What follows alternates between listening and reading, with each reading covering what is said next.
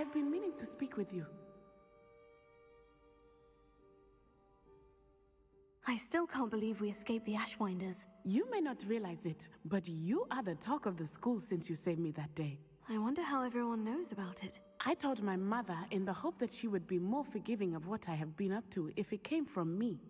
She likely told other professors, and news travels quickly. Unfortunately, she might, in fact, have been even less forgiving than I'd hoped. If she knew more about what you've done, I suspect she'd be proud. If she knew any more about what I've done, she would never let me out of her sight again. I'm sorry. Has Officer Singer done anything with the evidence we provided? She has not. Harlow is as strong as ever.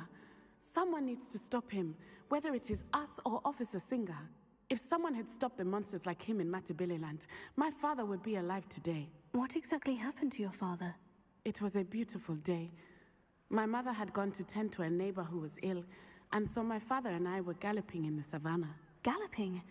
Your father was also an animagus, I take it? He could become the most majestic giraffe, and he would carry me on his back, my arms around his neck. We were on our way home when we surprised a group of bandits who had come from our village. One of them saw me just as he removed a scarf from his face. He shouted and then aimed his rifle. He didn't want you to identify him. Exactly. In an instant, my father bowed his neck to protect me and was hit. As he fell, my father changed back into his human form. When the bandits saw this, they turned and ran in fear. Magic terrified them, and then he was gone. And it was all my fault. Your fault? How so? He died protecting me. If I had been capable of protecting myself, he would still be alive today.